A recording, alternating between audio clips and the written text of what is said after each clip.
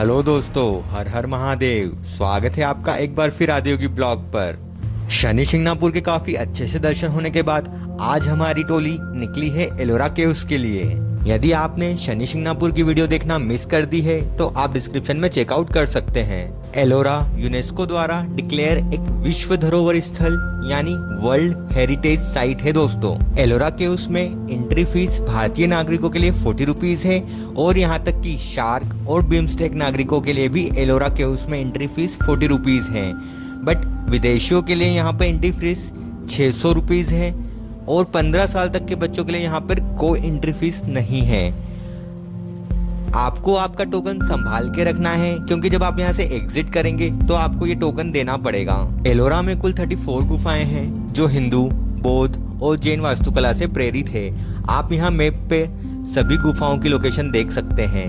आपको यहाँ पर बैटरी रिक्शा भी मिल जाएंगे जिसका पर पर्सन रेट आपको 30 to 40 रुपीज देना पड़ेगा। एलोरा केव सुबह 8 बजे से लेकर शाम 5:30 बजे तक ओपन रहती है, मंगलवार के दिन छोड़कर। इसके अलावा आप सप्ताह में किसी दिन भी एलोरा में घूम सकते हैं। मंगलवार को यहाँ पे अवकाश रहता है। आप जैसे ही यहाँ पर एंट्री करेंगे आपको सबसे पहले दिखेगा यहाँ का मेन अट्रैक्शन जिसे कहते हैं कैलाश मंदिर।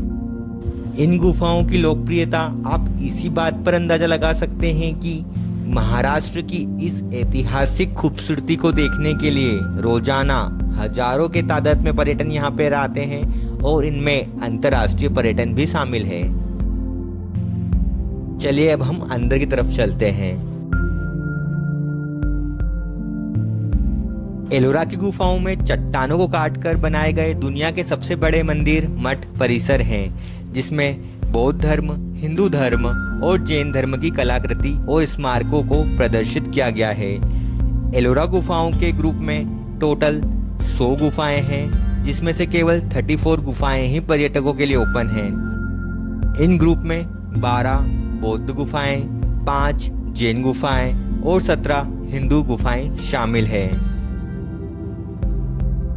एलोरा गुफा की सबसे महत्वपूर्ण गुफा नंबर 16 में स्थित कैलाश मंदिर सबसे प्रभावशाली गुफा मंदिर है जो भगवान शिव के निवास को बताता है। यह शिव का 2 मंजिला मंदिर पर्वत और चट्टानों को काटकर बनाया गया है। मंदिर एक रथ के आकार का बना हुआ है जिसका नाम हिमालय की कैलाश पर्वत के नाम पर रखा गया है।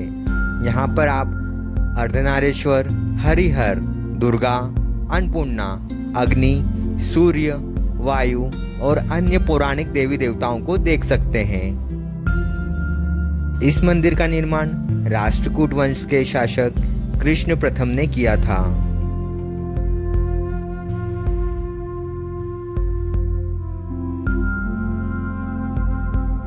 एलोरा की गुफाओं का निर्माण 600 से 1000 सीई में किया गया था। माना जाता है कि हिंदू और बौद्ध गुफाओं का निर्माण राष्ट्रकूट राजवंश के शासक काल में हुआ था, जबकि जैन गुफाओं का निर्माण यादव वंश द्वारा किया गया था। पुरातात्विक सर्वेक्षणों के अनुसार एलोरा की गुफाओं का निर्माण 3 चरणों में हुआ था। पहला जो चरण था वो 550 से 600 सीई में हुआ था, जबकि दूसरा चरण 600 से 730 सीई में हुआ था और निर्माण का अंतिम चरण 730 से 950 सीई में हुआ था।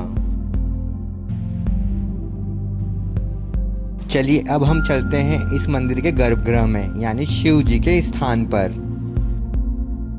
यह जो कैलाश मंदिर है इसको ही चट्टानों से काटकर अलग किया गया और इसे ही ऊपर से तराशते हुए नीचे की ओर लाए और मंदिर का शेप दिया।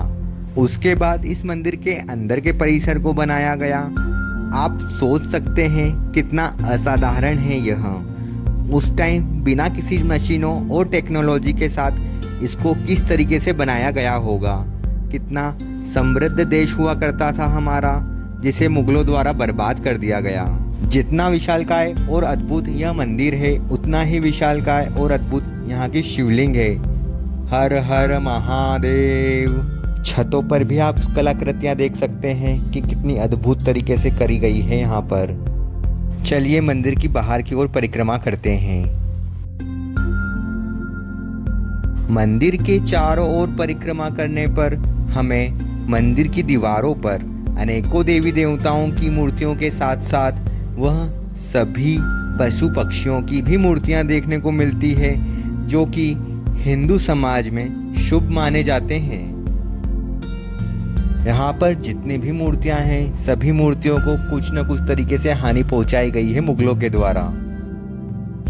चलिए अब हम आपको आगे की तरफ लेके चलते हैं।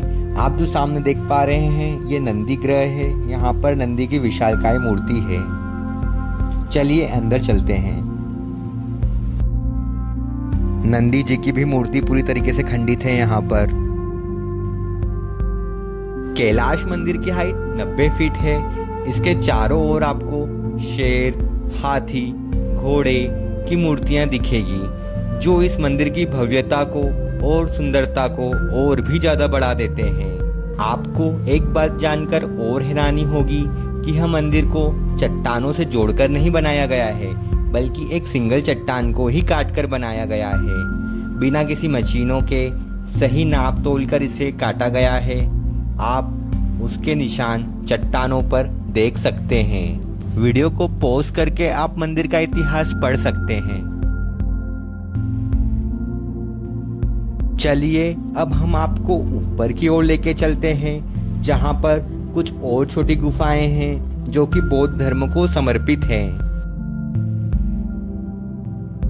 अब हम आ गए हैं चट्टान के ऊपर की ओर, जहां से आप पूरा कैलाश शिव मंदिर देख पा रहे हैं। देख सकते हैं ये पूरी एक चट्टान है जिसे चारों तरफ से काटा गया है और बीच वाले हिस्से पर मंदिर बनाया गया है। यह मंदिर ऊपर से नक्काशी करते करते नीचे लेके गए हैं और इसे पूरी तरीके से बनाया गया है। इन गुफाओं का निर्माण बेसाल चट्टानों को काटकर बनाया गया है। 1.2 मील में फैले एलोरा गुफाओं में 1 से 12 बौद्ध गुफाएं हैं। गुफाएं 13 से 29 हिंदू गुफाएं हैं और गुफाएं 30 से 34 जो कि 4 गुफाएं हैं जैन समाज की गुफाएं हैं। ये गुफाएं एक दूसरे के काफी करीब बनी हुई हैं, जो देश में धर्मों के बीच सद्भाव को दर्शाती है। इन गुफाओं को मूर्तियां, भित्ति चित्रों और विस्तृत नक्काशी से सजाया गया है। एलोरा गुफा परिसर के दक्षिण हिस्से में स्थित बौद्ध गुफाओं का निर्माण 600 से 730 ईस्वी के दौरान होने का अनुमान है। यहाँ पर बौद्ध धर्म के बड़े बड़े मठ बने हुए हैं, जो कि आप देख सकते हैं सामने। इन्हें भी चट्टानों को काट कर बनाया गया है, जो कि बहुमंजिला है। इन विशाल संरचनाओं की कुछ सबसे बेहतरीन और लोकप्रिय गुफाओं में से एक गुफा है विश्वकर्मा गुफा। चलिए अब हम आपको लेके चलते हैं, जिसका नंबर है 10। बौद्ध गुफाओं में सबसे प्रसिद्ध गुफा नंबर 10, जिसे विश्वकर्मा गुफा के नाम से जाना जाता है। यह बौद्ध गुफाओं में सबसे उल्लेखनीय गुफा है, जिसका निर्माण 650 ईस्वी के दौरान किया गया था। यह एक प्रसिद्ध बौद्ध प्रार्थना कक्ष है, जिसे बड़ी गुफा के नाम से भी जाना जाता है, क्योंकि यहाँ चट्टान को काटकर लकड़ी का रूप दिया गया है। आप ऊपर छत पे देख पा रहे हैं कि यह एक लकड़ी की डिज़ाइन है, बट ये लकड़ी की डिज़ाइन नहीं है दोस्तों। यह पत्थर को काट कर इस तरीके से बनाया गया है, और जब इस पर सूर्य की लाइट पड़ती है तो इसका देखने का एक अलग ही अद्भुत नज़ारा हो जाता है। इस मंदिर की एक खासियत और है कि यहाँ पर कोई लाइट नहीं लगी हुई है। एक छोटा छेद है जहाँ से सूर्य की लाइट आती है और उसका फोकस मंदिर के अंदर इस तरीके से पड़ता है मानो यहाँ बहुत सी लाइट्स लगी हुई है। गुफा में भगवान बुद्ध की एक विशाल प्रतिमा है, जिसकी ऊंचाई 15 फीट है। यह गुफा एलोरा की सबसे सुंदर गुफाओं में से एक है। इसके अलावा गुफा नंबर 30 से 34 तक मुख्य रूप से जैन गुफाएं हैं, जो एलोरा गुफाओं के उत्तर में स्थित है। गुफा नंबर 32 एक उल्लेखनीय गुफा है, क्योंकि इसे छोटा कैलाश भी कहा जाता है। इसमें जैन तीर्थंकरों पार्श्वनाथ, महावीर और गोमतेश्वर का चित्रण है। दीवारों पर कुछ पेंटिंग है जो समय की कसौटी पर खरी उतरी है। एलोरा घूमने के लिए आप 12 महीने में कभी भी आ सकते हैं, बट जो यहाँ का सबसे बेस्ट टाइम रहता है वह है सितंबर से लेकर मार्च तक। एलोरा के नियरेस्ट सबसे बड़ी सिटी औरंगाबाद है, जिसकी डिस्टेंस 30 किलोमीटर है। यह रेल मार्ग, वायु मार्ग और सड़क मार्ग तीनों से जुड़ा हुआ है। आप फ्लाइट से या ट्रेन से और नियमित यहाँ पर कार और टैक्सी बस चलती रहती है, जिससे आप यहाँ आ सकते हैं। यहाँ आने का टोटल खर्चा आप स्क्रीन पे देख सकते हैं। आज के ब्लॉग में इतना ही दोस्तों, आशा है आपको वीडियो पसंद आया होगा। नेक्स्ट ब्लॉग में हम आपको लेके चलेंगे एक ऐसी नदी के उद्गम स्थल पर जिसे दक्षिण की गंगा भी कहते हैं, जहाँ जाना इतना आसान नहीं है। तो स्टे ट्यून, चैनल को लाइक कीजिए, शेयर कीजिए, सब्सक्राइब कीजिए। मिलते हैं नेक्स्ट ब्लॉग में।